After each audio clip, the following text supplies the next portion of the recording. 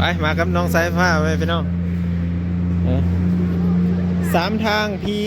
เซาเอสอันนี้บอพี18สามทางพีเซาเอสพี่สาวผมมีสวิตเด้อเซาเอสบ่มีเฮ้ยมีชา โอ้โหมีสวิตถามตัวนี้ที่เมืองลาวว่าผมมีสวิตตัวไหนตัวไหนสวิตน่ะคอยเซาเอสเราบ่มีเนาะมันบ้านมันเมืองบ่มี25 45 45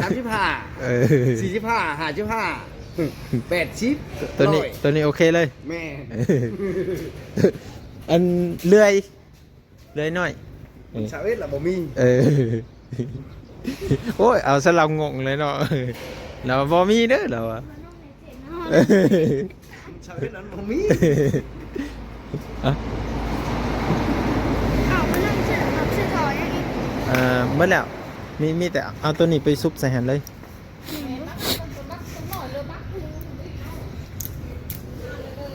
โอ้คนนี้ดิคนนี้บอกมาเรื่อยๆบอกมาเรื่อยๆมาจนจืดเลยโอ้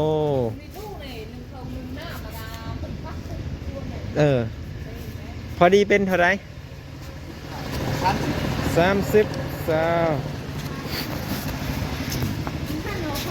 ฮะนี่เงินบอกพอเห็นจะได้บ่จับก่อนยังอีก1,000คนนึงได้ฮะพี่เสาเอ็ดเพราะน้องสายฟ้าว่าเห็นว่าน้องเน็ตเสร็จแล้วโทรหาเราดูโทรหาเราดูนี่ไอ้ผัดบันไดมีเน็ตซ้เข้าแบบนี้เนาะำนี่นะเน็ตเราจำกัดตลอดโอ้ไอ้บ่มีเน็ตไอ้น้องสายฟ้าจัดไปแล้วมันเนาะแล้วซื้อขนมบ่บัดนี้พี่เศร้าโอเคน้องสายฟ้าวะมันบ่มีนะพี่เศร้าเอสมีแต่พี่เศร้านะเนาะโยมมีแต่ในสางกะเอาบ่แม่นในสางของแท้มันแน่ๆเด้ออย่าเราดื่มหมดเลยอยากบ่แม่นรถค่าเลขไว้จังนี่ไปตำห่านเขาบ่ได้ไอ้เสียเงินเฮ็ดโย่พี่พันไม่ได้เสียให้เขาไปตำนี่บ่ดีเลยบ่แม่นแนวเด้อนั่นเด้อโย่แล้วพี่เปิดแก้มแบบนี้ตาเร็วไปเมื่อฮอดบ้านจังสีถ่ายให้เบิ่งได้ทุกคนย่านรถลายแห่งน้องสายฟ้าเนาะอันนี้บ้านน้องสายฟ้าบ่ย่านแต่ว่าอ้ายเห็นย่านแล้วบ้านอ้ายบ่ได้มีรถลายแบบนี้ไปซื้ออยู่ไสขนมบัดนี้อาหารผมไปเลยโอ้อาหารตรงนี้โอเคเดี๋ยวน้องสายฟ้าลงซื้อขนมนะทุกคนซื้อนำกันบ่โอ้สิมีเงินซื้ออยู่บ่นี่เบิ่งก็เด้อแม่นบ่ไปสิจ่ายบัดนี้น้องสายฟ้าสิเป็นคนจ่ายเด้คือขนมอมบ่ขนมอมบ่จะกินแบบไหนตามใจจับโอ้โจจะซื้อไหมฮะจะเอาก่อนจะกินแบบไหนเอายังวะอันนั้นนี่ติมันลอยอันนี้เขาเอิ้นว่ายังอันมันลอยขึ้นเทิงอ่ะนะนี่มาปุ้งเอาป่ะนี่แบบนี้ได้บอกกินว่าแบบนี้เอาไหมเอาเนาะหมักยุบแบบนี้เอาเนาะเอาแซ่บอันบุกเลยให้เบาน้องอันหนึ่งวะให้เบากันลิ้นเบากันลิ้นโอ้ตัวนี้แล้วก็เอาวะเอากินน้ำเลยเอาอันจะมากินแบบไหนแบบนี้ลูกสิ้นก็มีอันนี้ไม่เท่าไรอ๋อ10 20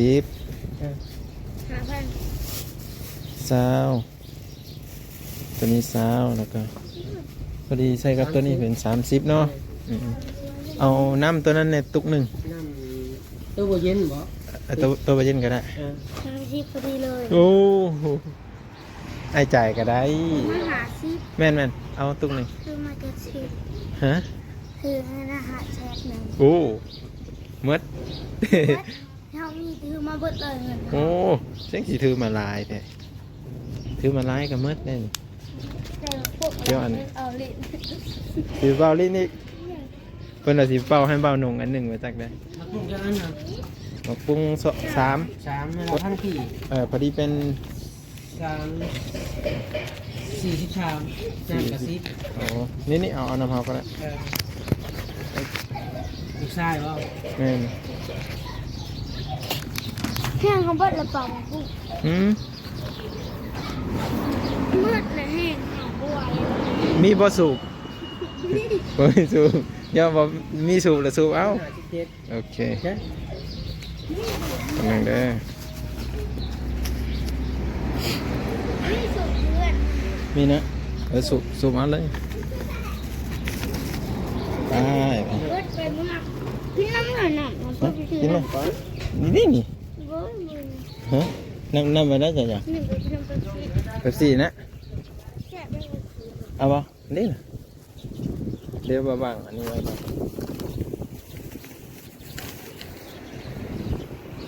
น้องสายฟ้าเพิ่นว่าจะกินเป๊ปซี่เพิ่นพี่น้อง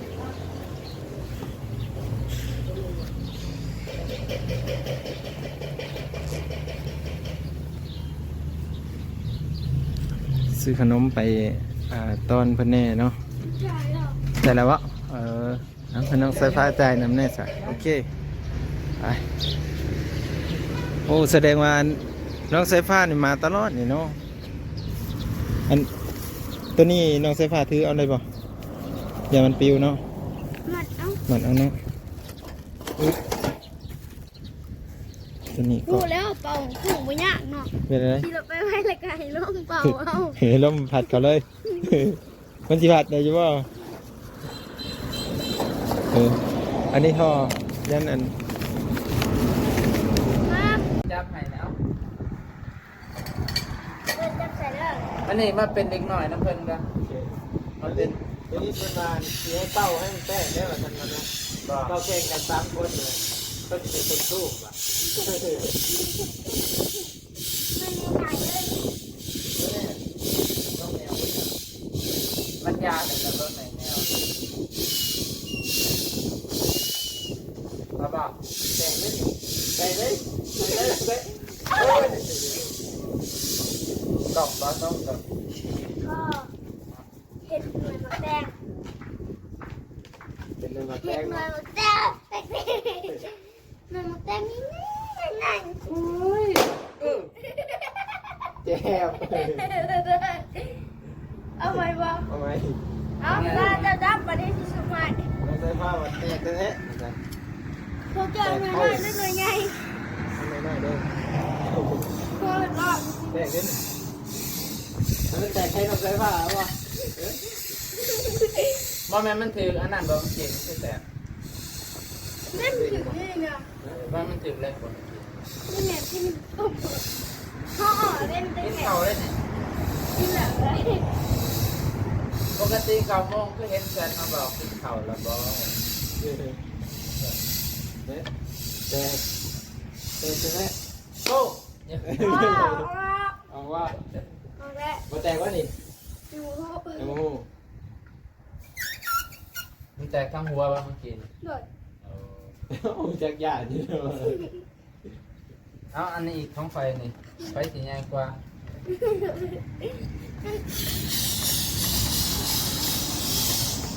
เขาจะว่าแบบนี้ มันเป็นไม่ได้หรือไงแล้วมันแตกพี่มันจะแตกแล้วมันตกใจ เขาบอก เอกต่อให้จังพูดเอายืดอายุ หน่อยหน่อยเนี่ย ดูร้อยเนาะ หัวมันอันนี้เลยนะครับ เจ้า ไปเลยนะไปเลยแล้ว ไปแล้วมานี่ ปิวเลยปิวเลย ปีแบ่งแล้วพี่น้อง บทสุดท้ายก็มาเป็นเด็กหน่อยน้ำเล่า ให้แม่ขนม เป็นกระยาเนาะเพราะเป็นเด็กหน่อยจักมือที่เป็นยังวะ โอ้ยยี่ว่ามันสิเป็นแก้วมันใหญ่เลยนี่ว่ามาแล้วเอ้ย ขาดเลยไม่ได้คือเก่านะ มันลุ้นกินก่อน นี่สมโภชหักแท้นี่แหละหักก็เลยนี่สุดเสียงนี่ ก็กินเลย น้ำจะใส่ไหม เอ้ย ร้อยซื้อของกินมาน้ำ บ่ก็ดีแท้ชื่อยังอันนี้บ่ เหนื่อยกินจ้ะ ดีจ้าไปกินละเอา แตกบ่แตกนะ โทรศัพท์เปล่าลมตลอด 2-3เดือนบ่แม่นซ้ำไหนเดี๋ยวไม่ได้ฮะไปแล้วน้องเลยว่าน้องไปแล้ว นี่จะตั้งไว้ในไหนเนี่ย ว่าไปแล้ว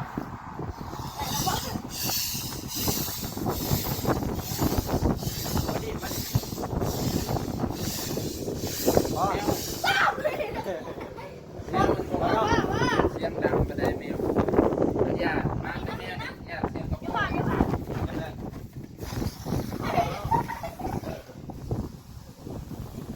แมวก็ญาติของแมว อันนี้แมวพวกกินวะนี่เฮ้ยลุงเนี่ย ขนมนี้เนี่ยมันกินแหละเนี่ยมันกินแหละพอได้พอแล้วเนี่ยเริ่มผัก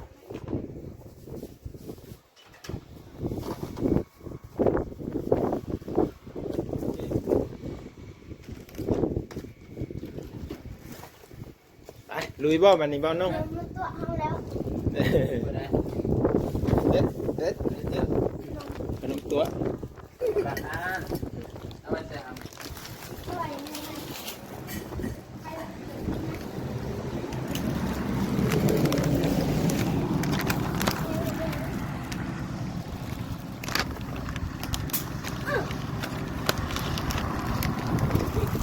อย่าเขาจะมาเลยมันต้องเกิดอีกอย่าเขาจะมาโดนเดือดนะ เป็นยังเกี่ยวยังกับ เดือดร้อน คือตั้งนะ เมื่อนั้นจับตั้งมา เดี๋ยวตามหันบ่ใส่เลขไว่าอีกแมันบ่ทางไฟฟ้าใส่เลขไว่าอีกสตาร์ทรถ ไปเลย ยึดเดี๋ยวตีเพิ่นแล้วมาปุ้งป๊บแล้วน้องไฟฟ้าเบื้องนี้มันลอดตารางไปเลยนี่พูดเฮ็ดแตก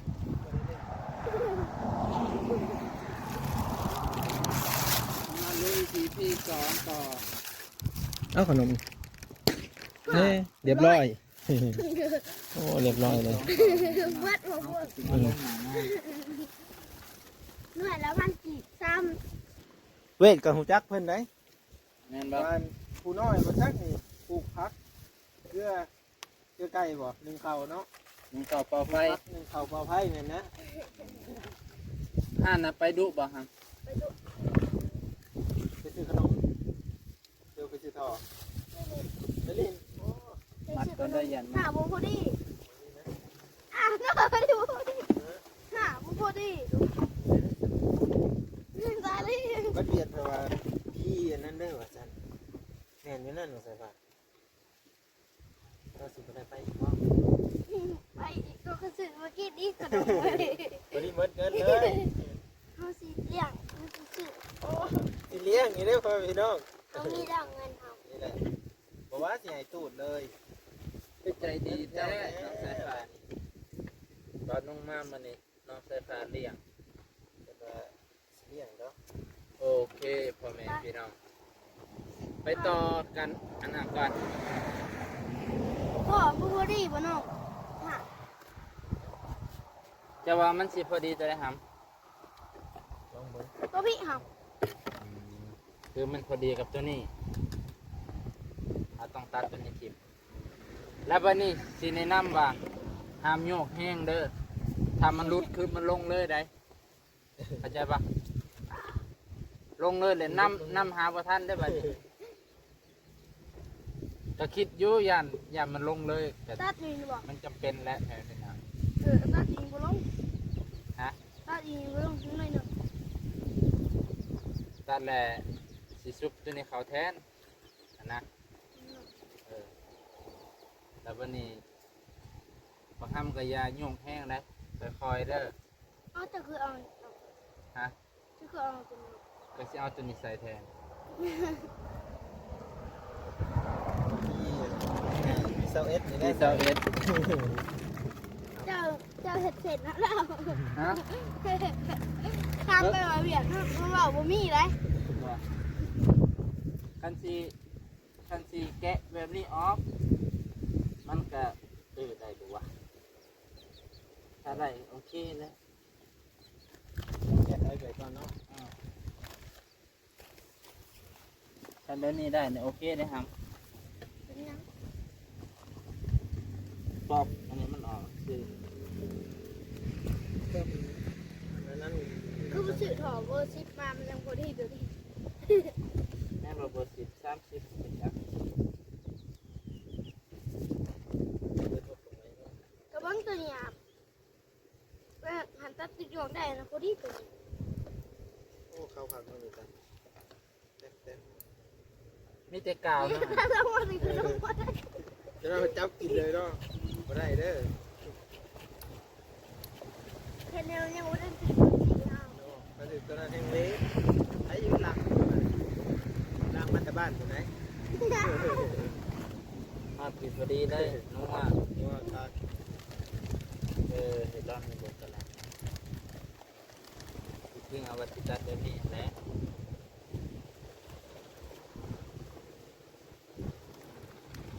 มันบางเนาะในเบื้องในท่อที่บางเนี่ย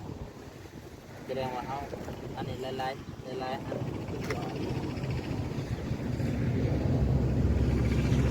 พยายามมันลุดพยายามนอนเสียใจเห็นลุดน้ำท่อประทันเลยจะเอาไป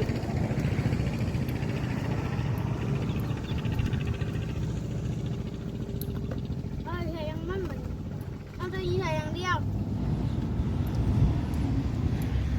ลองลองเบิ่งมันสิปอกออกได้บ่แต่มันง่ายเอาก็สิปอกแทน ได้ไปซื้อต่อเวอร์ชิปมา จบเลยจบเดียวเลย ไปเลยปอกตัวสิ เบอร์ลอยมา ทั้งเสียงน้องห้องมันมาดู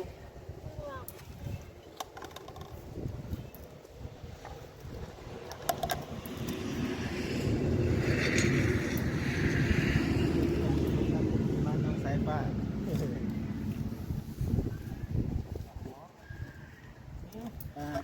น้องจะห้องหาอะไรที่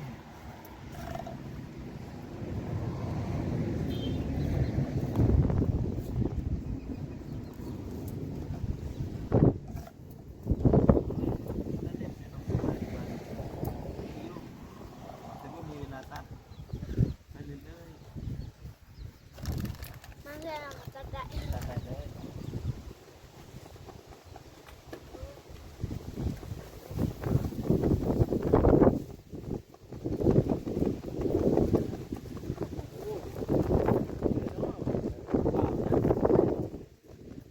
แค่ไหนหรออันนี้ดิ้นเจ้าเลยขอบคุณเลยอันนั้นเล็กกว่าไผ่เลย คือรักคุณได้ปั๊บโอ้โห กี่วันถอกเส้นนี้เลย ชอบใช้ลิ้นที่ไปขนมนมเลย ขนมเป๊ปซี่เป็นขนมเป๊ปซี่เลยออกบ้านออกบ้าน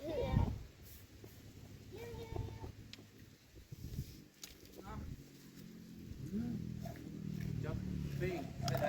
อาม่ายังคีบอาม่ายังอัน นี่บุมีคนตีแมวนี่ ไก่ในลูก ใช่อยู่บ่วะ ไม่มีไก่ในลูกไม่เลย ไก่ไผ ไข่ห้าม ได้ลูกเลยได้ไข่ ในลูก ออกเลย มีดอาคมเขาติดจากโหลดผัดเขากำลังติดไอ้เขาติดเห็ดโหลดติดมาได้เขาก็เลยเห็นเอาเหมือนเขาเห็นโหลดเอามาใส่ นี่เดี๋ยวมันบกไปเลยนะ มีดอาคมเข้ามาเลย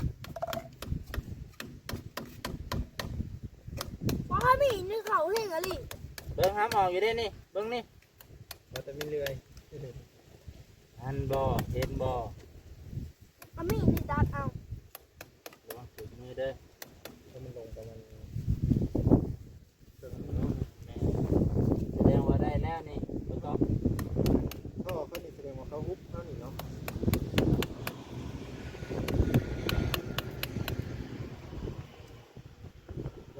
ได้เลยเนาะ ได้ห้าม มีแต่เลื่อยเลื่อยไปเรื่อยเนาะ แสดงว่าซื้อมาซื้อๆอันนี้เสียเอากะบ่เป็นหยักษ์ เอาไว้ใส่ เอามาใส่อยู่บ้านคอยก็ได้คอเด้อสันเด้อ โอ้น้ำลาวพี่ไม่พอเงินเราซื้อได้ เงินบ่พออันจากพันนะ 30 อ๋อคือแพงแท้ กระตึ้งเสื้อพันเดียวนึง มาอยู่บ้านเฮาบ่ได้แพงเลยนี่อยู่บ้านนายนี่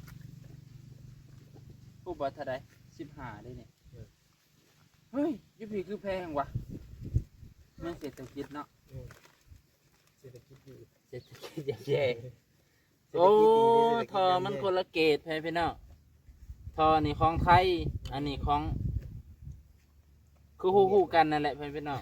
บ่คือสิบ่ได้เอ่ยชื่อเพิ่นดอกตัวนี้ของไทยนี่มันแน่นหนาอันนี้มันสิเป็นของจิ้วๆจ้าจิ้ว ของเวียด เออจังได๋สิว่าของเวียดบ่ดีเนาะ แต่ว่าใส่แต่ของเวทได้เลย ต้นของไทยได้ก่อนนี่เนาะลงหอมมา ปล่อยลงเลยได้บ่ มันโอเค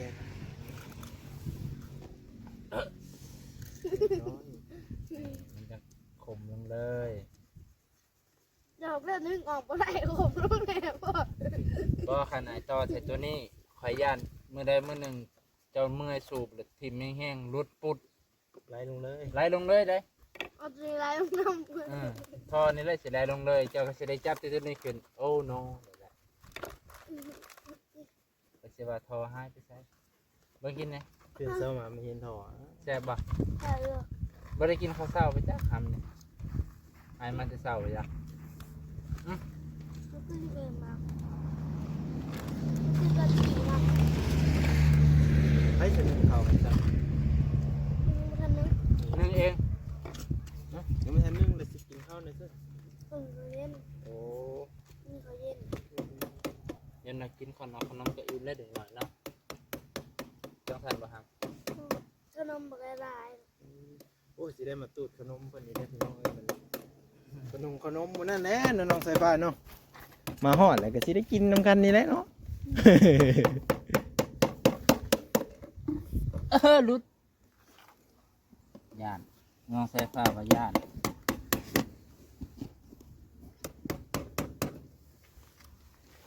ย่านอิหยังมันบ่อันนี้มันบ่ แล้วที่ปากทอยนั่นเองมีคำเดียว ต้องลงบ่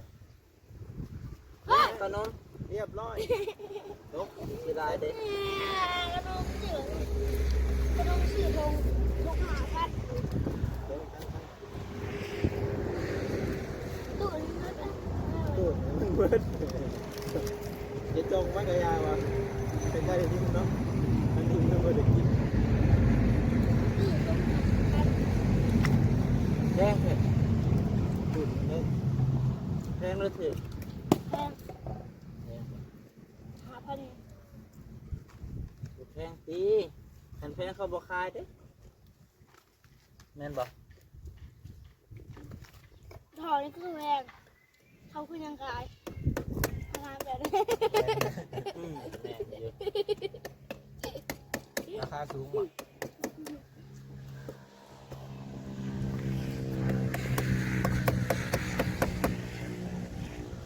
ไอ้ ทำไมเห็นสวนผัก บอกแก้ว เป็นมาอยู่บ่เกี่ยว มือแรก เป็นมาติดตอนแรกบ่ ขับมาตอนเช้าคือเหมือนจะมีเรียกลายเราบินเราอยู่ในถ่ายเลยนะ โอ้ที่บ่มาจับอ่ะ เราเลยเราถ่ายดูเห็น ทุกน้ำ เห็นยูทูบน้ำโอ้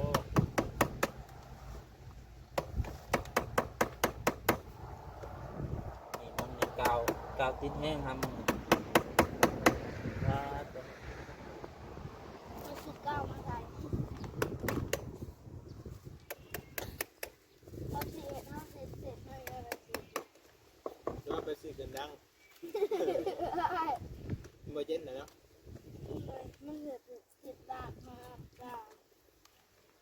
กีฬาได้เป็นสีอิ่ม ยืมเขาเลย มันสิอิ่ม แล้วก็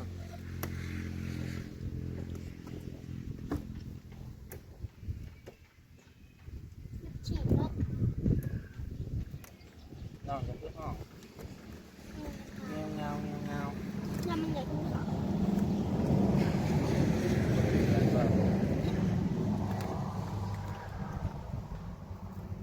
กับน้องเด้ภาษาจีมา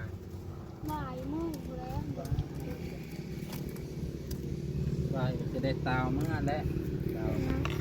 สิได้เมื่อป้าขันหอดบ่าย นี่นะ มันไกล เมื่อน่าจะยังมาบ่ายโมง